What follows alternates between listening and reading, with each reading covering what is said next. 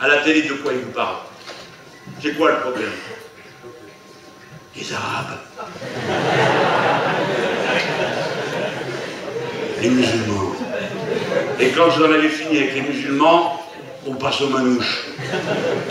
Et quand on a fini avec les manouches, nous voilà sur les Roms. On a aperçu un enfant blond dans un campement de Rome, quelques instants sans doute avant qu'il soit dévoré. Il vaut mieux qu'on en rie. C'est épouvantable. C'est épouvantable ce qui est en train de se passer. C'est désigner des boucs émissaires. Et même la mine sucrée vient de vous parler d'avant-guerre. Pleurer sur les massacres, sur la désignation des Juifs comme boucs émissaires, toutes ces horreurs que nous connaissons, et qui sont en train de reproduire les mêmes avec d'autres. C'est pourquoi, avant même de faire de la politique, je veux m'adresser à votre cœur, à votre raison d'être humain, ce qui vous fonde comme être humain, la solidarité aux autres. Ce sont des valeurs que nous devons maintenant, un sentiment qu'il faut faire vivre, et vivre par l'exemple. Les musulmans sont nos compatriotes, ce sont nos frères et nos sœurs, nous les aimons et les chérissons, comme tous nos autres compatriotes.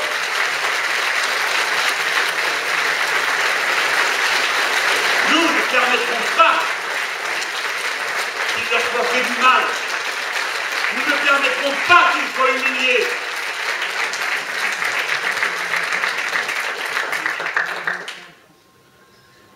Et pareil pour les Roms. Pauvres diables. Ces gens-là ne peuvent pas s'assimiler, nous a dit le ministre de l'Intérieur, qui ferait bien d'être à l'extérieur. Vous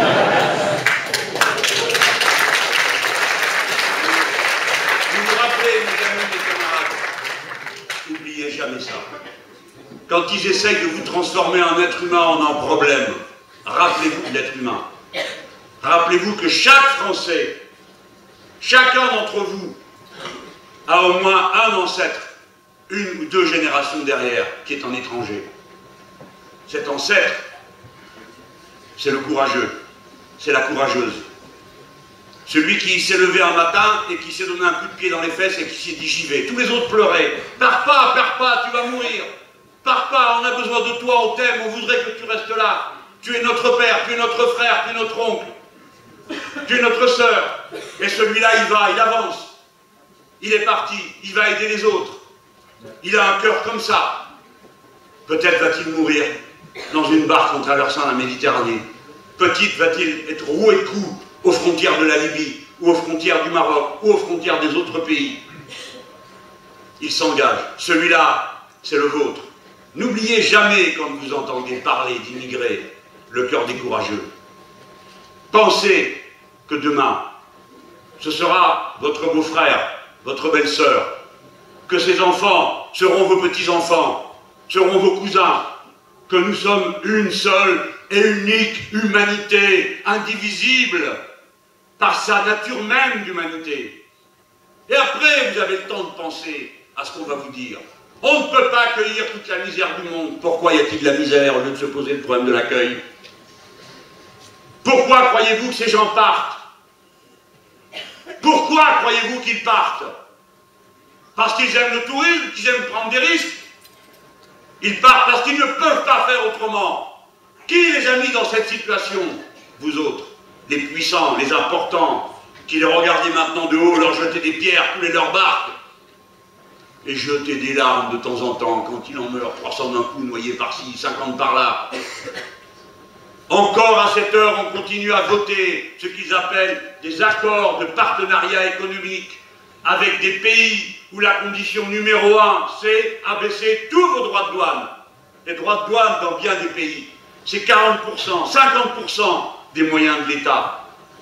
Et si vous enlevez les droits de douane, il n'y a plus de moyens de l'État, donc il n'y a plus d'école, donc il n'y a plus de route. Donc les gens n'en peuvent plus. Et ils se disent, nous aussi, nous voudrions apprendre. Nous voudrions que nos enfants apprennent.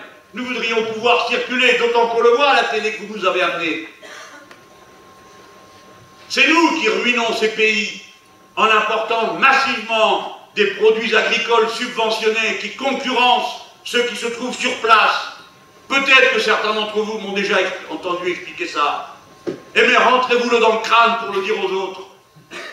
Un poulet qui court dans la rue, je ne sais dans quel bled, coûte plus cher que celui qui arrive par avion, emballé sous plastique depuis l'Europe. Comment voulez-vous qu'il lutte? En faisant quoi? Avez-vous vu des gens manger de la terre? C'est ce qui se passe dans certains endroits. On mange de la terre pour apaiser sa faim. Et nous, tout ce qu'on aurait à dire, c'est qu'est-ce que vous faites là? Rentrez chez vous, repartez, vous ne voulez pas repartir, nous vous frappons, nous vous expulsons, nous vous jetons dehors comme des animaux, et nous ne prenons jamais nos responsabilités. Quand on parle d'immigration, la question, c'est pas l'accueil, c'est le départ. Et du départ, nous pouvons changer la donne. Il faut pour ça changer de politique. Il faut arrêter de jeter dans le monde entier des produits qu'on fabrique à bas prix, de plus en plus à bas prix. C'est une logique folle, il faut produire par soi-même, relocaliser. Il faut arrêter d'aller dans ces pays et de leur dire « Regardez, c'est formidable, ils ont fait des progrès, ils apparaissent dans l'économie mondiale. Ils ont vendu pour X milliards de dollars, d'euros, de ce que vous voulez, de riz. Ah, formidable !» Mais le riz qu'ils produisent et qu'ils vendent en euros ou en dollars a remplacé les productions locales qui servaient à nourrir la population autour et qui faisaient vivre les paysans.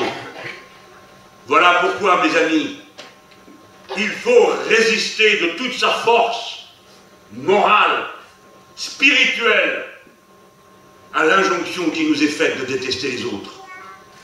Et deuxièmement, d'une manière intellectuelle, raisonnée, argumentée, tenir bon en expliquant que la misère a toujours une racine humaine. La misère est un rapport social d'exploitation des uns sur les autres. Il y a toujours plus pauvre que soi à mépriser. Il faut que ce soit moi qui raconte ça. Où sont passés ceux dont c'est le boulot? Et en particulier ceux dont c'était le travail comme parti progressiste d'expliquer ça partout.